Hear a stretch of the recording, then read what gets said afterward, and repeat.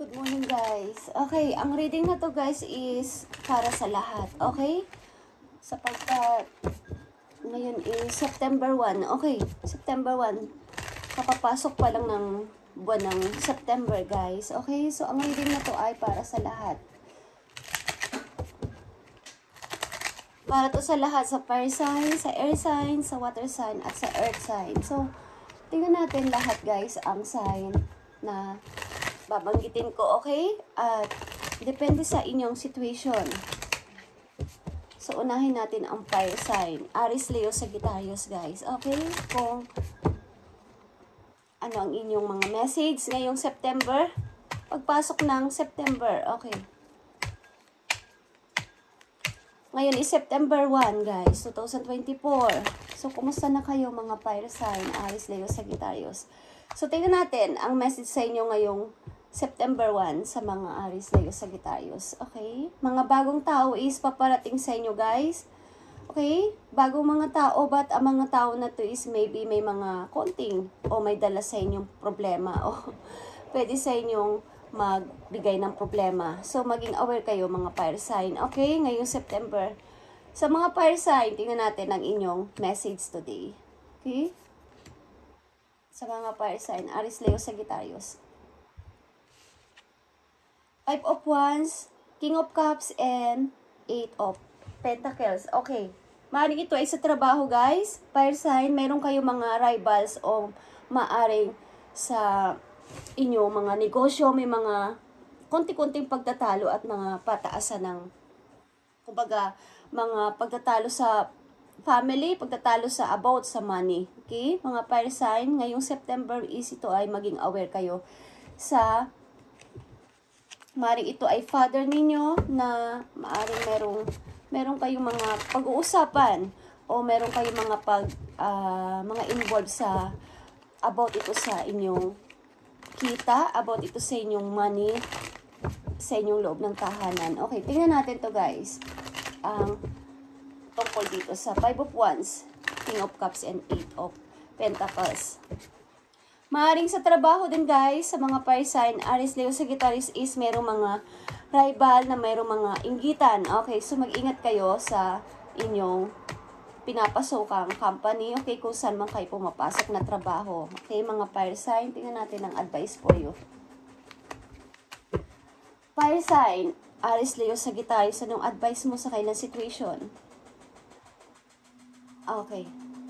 Sometimes walking away is the only option, not because you want to make someone miss you, okay? Something, guys, meron kayo mga isasakripisyo sapagkat merong mga away-away na about sa money, away-away na tungkol sa mga kung sino ang pinapabura ng isang tao, about sa sino ang magaling at sino ang kumbaga, sino ang nagtatrabaho, sino ang magaling magpasok o sino ang nagpapasok ng maraming kita sa loob ng tahanan. So, maaring may aalisan kayong isang family o isang situation na maaring para isipin nila na respeto nyo ako bilang ako. Hindi yung binabasta-basta nyo lang ang kahalagahan ko. Okay, ilan sa inyo fire sign is ganito ang mararanasan ngayong September. So, mag-ingat kayo guys sa inyong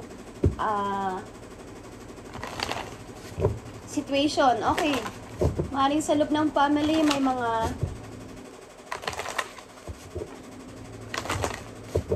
away-away sa family ninyo, fire sign. Tingnan natin, guys.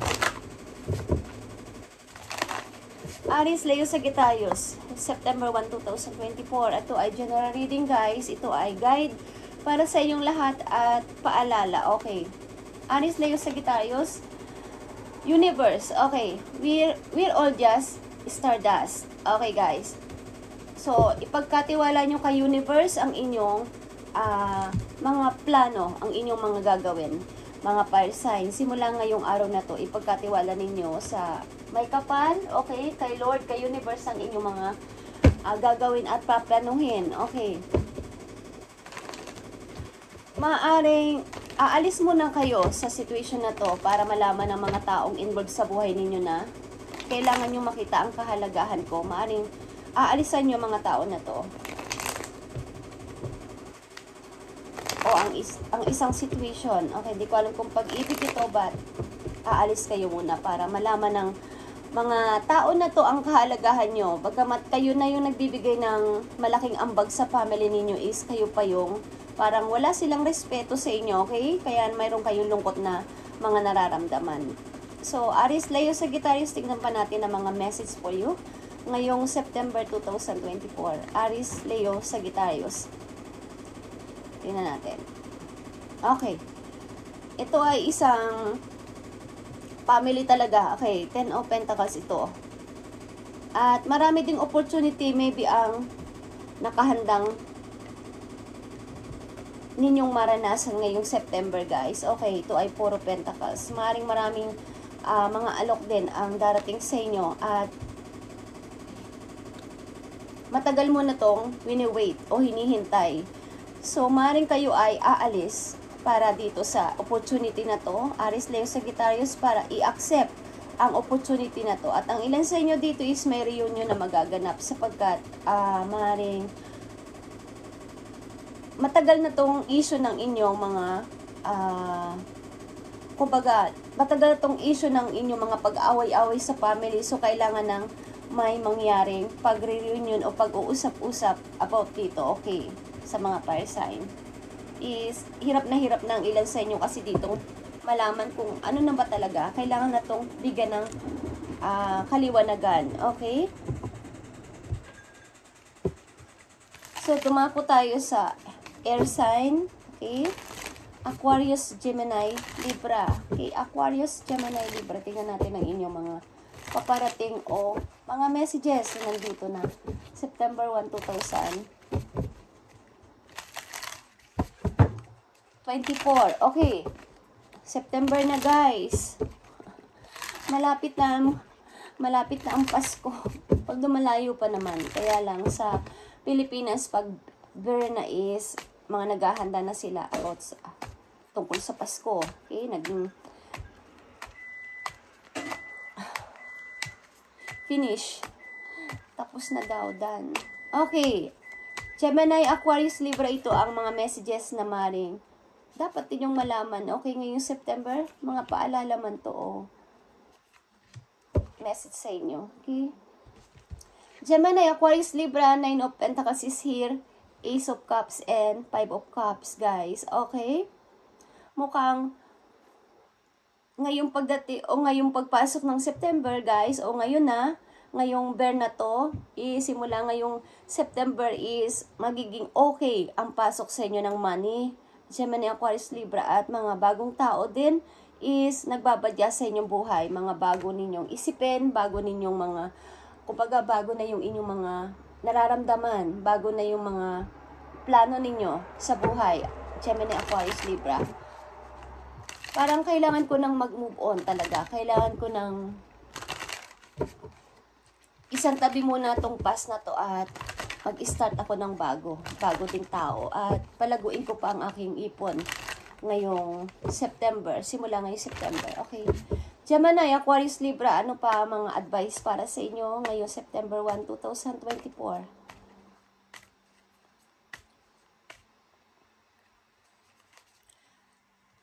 Gemini, Aquarius, Libra, when a door doesn't open, don't waste your energy trying to make it open. It closed for a reason. Okay. So, like I said, maybe ngayong September talaga, simula ngayong September na to is, iniisip nyo na mag-forward. Nagtuloy-tuloy bagamat may panghihinayang sa lahat ng mga nangyari, may mga nangyaring hindi sinasadya, but ito ay may rason para sa inyo at iniisip nyo na lang na baguhin ang inyong mindset, baguhin ang pananaw ninyo, at magtuloy-tuloy sa pag-moving. Okay. Kumbaga is, i-redirect nyo ng inyong mga isipin, o ang inyong pag-iisip, na may maganda pang mga bagay ang paparating sa akin. Okay?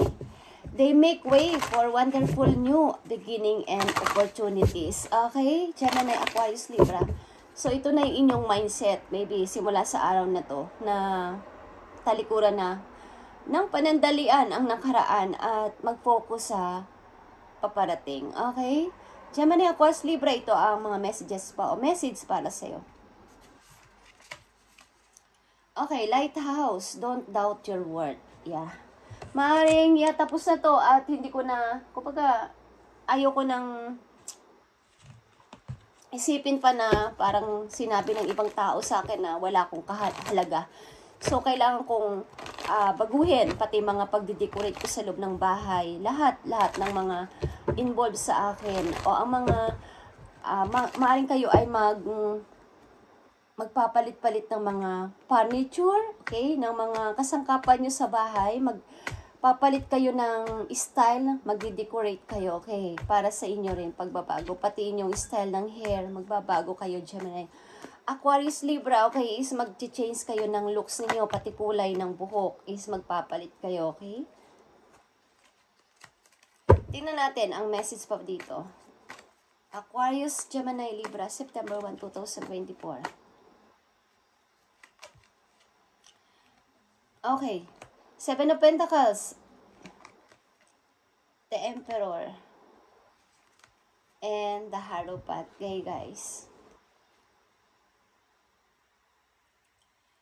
Ito ay isa talagang family issue. Okay? Family na may kinalaman sa father. Family na may kinalaman sa inyong buhay mag-asawa na kumbaga, maaring kayo ay malayo sa inyong family. Gemini, Aquarius, Libra at marami rin kayong mga, kumbaga, marami naman kayong ipon sa inyong kasalukuyan o nag-iipon kayo papunta sa future. But iniisip nyo din na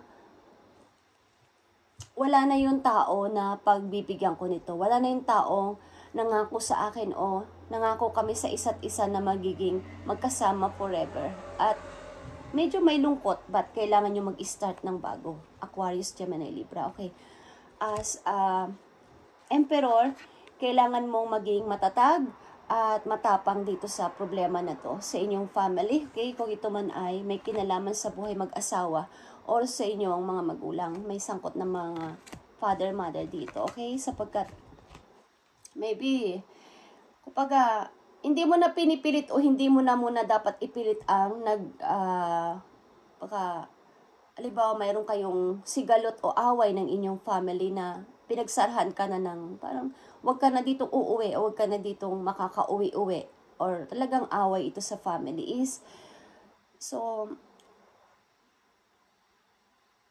parang hindi ka na muna doon magfo-focus at sasabihin mo sa sarili mo o sinasabi mo na sa sarili mo na kailangan ko na munang mag-focus sa sarili ko para sa mga opportunity at bagong ako as bagong Gemini, bagong Aquarius, bagong Libra. Okay, isasantabi ko muna tong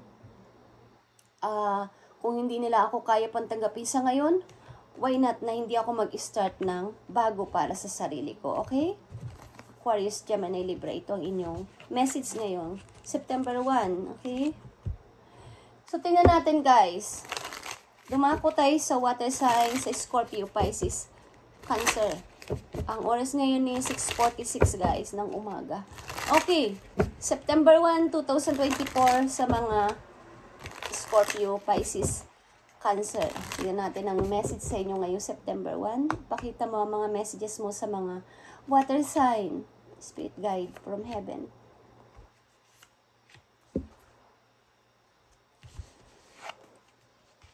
Scorpio, Pisces, Cancer. Okay. Kailangan mong pumili between two person. Kung ito ay person, kung ito ay situation, kailangan mong mamili kahit ikaw ay nahihirapan. Okay.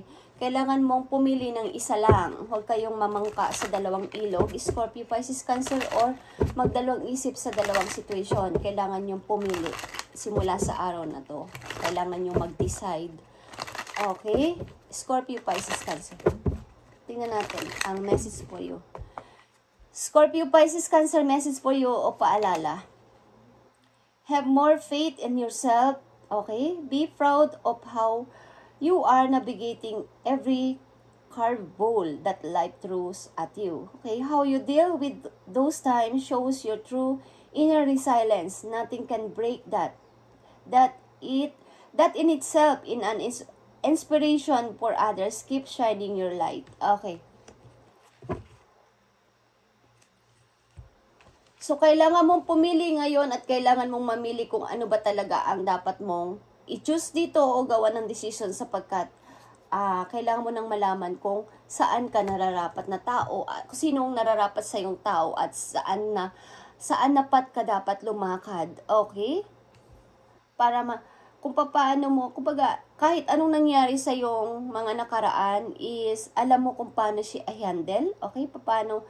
Paano mo inabigate ang lahat ng nangyayari o nangyari sa iyong buhay, Scorpio, Pisces, Cancer. Okay, so ikaw din ay silence dito. Kumbaga, tahimik na tahimik ka lang sa nangyari sa buhay mo. But this time, sinasabi mo na kailangan mo nang pumili o kailangan mo nang mag-desisyon. Okay. So, tingnan natin. Scorpio, Pisces, Cancer ang payo sa'yo o maaaring paalala, okay, sa iyong situation. Feast. Okay, feast. Slow down and celebrate yourself. O, this time, Scorpio, Pisces, Cancer is, ipakita mo na, ito ako eh, okay, hindi ko kailangan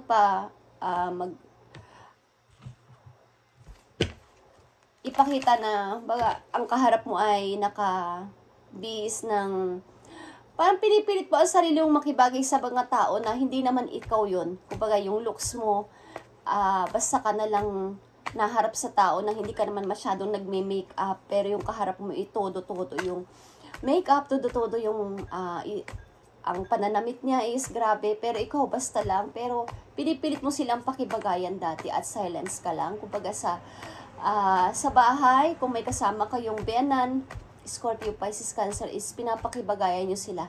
Kumbaga gusto mong tumawa ng malakas pero hindi mo magawa. Gusto mong magsalita sa sarili mong boses pero tikim ang bibig mo. So this time is mag-celebrate ka para sa iyong sarili at ipakita mo na ikaw to. Ako to. Okay, ako to. Tanggapin nyo ko kung sino ako.